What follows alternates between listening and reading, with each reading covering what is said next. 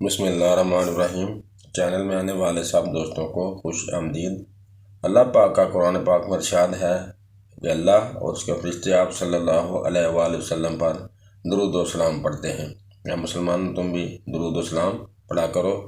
امام نسائی نے حضرت انس بن مالک سے روایت نقل کی ہے کہ انہوں نے بیان کیا ہے کہ رسول اللہ صلی اللہ علیہ وآلہ وسلم نے ارشاد فرمایا، جس شخص نے مجھ پر ایک مرتبہ درود بھیجا، اللہ تعالیٰ اس پر 10 رحمتیں نازل فرماتے ہیں، اس کی 10 خطائیں اس سے دور کی جاتی ہیں اور اس کے 10 درجات بلند کیے جاتے ہیں۔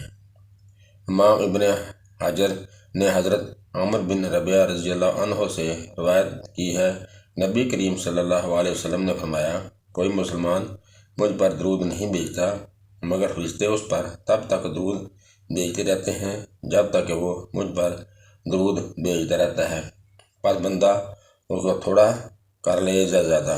امام ترمذی نے حضرت عبداللہ بن رضی اللہ عنہ سے روایت نقل کی ہے کہ انہوں نے بیان کیا ہے، میں نماز پڑھ رہا تھا، نبی کریم صلی اللہ علیہ وآلہ وسلم اور ابو بکر و عمر رضی اللہ عنہ تشریف فرما تھے۔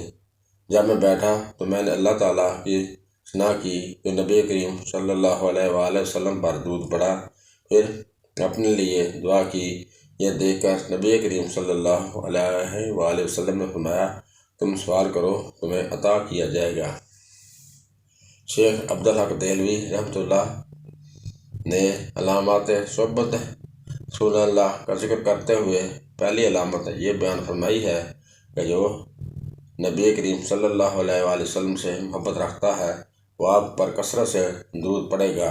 درود پاک ایک ایسا بہترین وظیفہ ہے، جب انسان اس کو پڑھتا ہے تو اس کی روح پاک ہونا شروع ہو جاتی ہے۔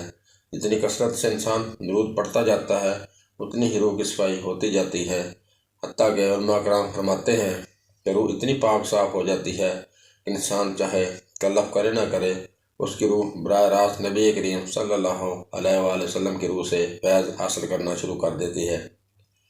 اتنا انسان کامل ہو جاتا ہے، یہ ہمارے آقا صلی اللہ علیہ وسلم کی خواہش بھی تھی۔ حضرت کعب رضی اللہ عنہ سرکار کے پاس تھے۔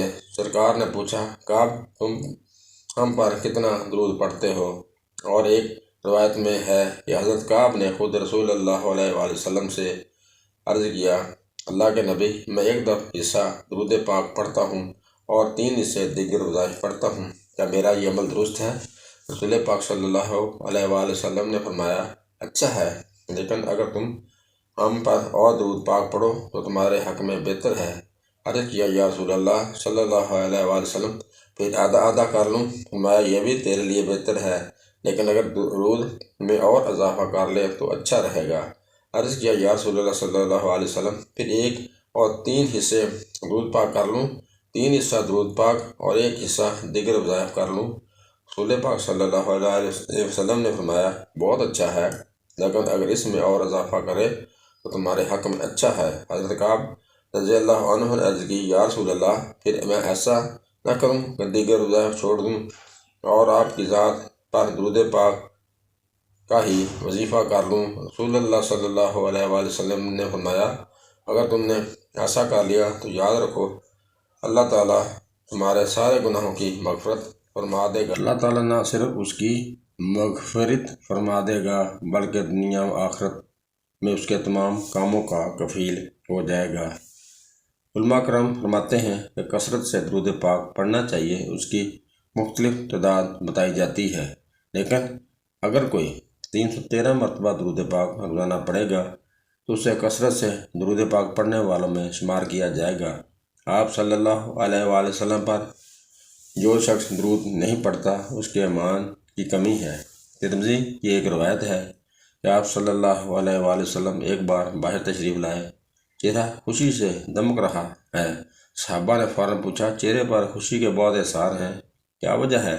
رسول پاک صلی اللہ علیہ وآلہ وسلم نے فرمایا، بات دراصل یہ ہے کہ ابھی ابھی جبرائیل علیہ السلام میرے پاس آئے تھے اور مجھے یہ پیغام دیا ہے کہ اللہ تعالیٰ یہ ارشاد فرماتا ہے کہ آپ کا جب کوئی امتی آپ پر 1 مرتبہ درود پاک پڑھتا ہے تو میں اس پر 10 بار درود بھیجتا ہوں، اس پر 10 رحمتیں نازل کرتا ہوں اور 10 بار اس پر سلامتی فرماتا ہوں۔ اس لیے ہمارے دل کے اندر محبت رسول ہونی چاہیے اور کثرت سے درود پاک پڑھنا چاہیے۔ امام طبرانی نے حضرت ابو الدرداء رضی اللہ عنہ سے روایت نقل کی ہے کہ انہوں نے بیان کیا کہ رسول اللہ صلی اللہ علیہ وآلہ وسلم نے فرمایا، جس شخص نے صبح اور شام مجھ پر 10 دفعہ درود پڑھا تو اسے روز قیامت میری شفاعت نصیب ہوگی۔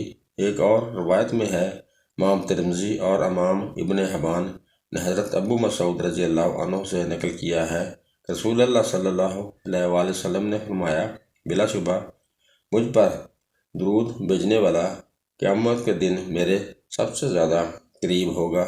دوستو، ہم سب مسلمانوں کو چاہیے کہ آپ پر درود پاک کی کثرت کریں، کیونکہ یہ واحد عبادت ہے جو رد نہیں ہوتی اور بارگاہ الہی میں قبول ہوتی ہے۔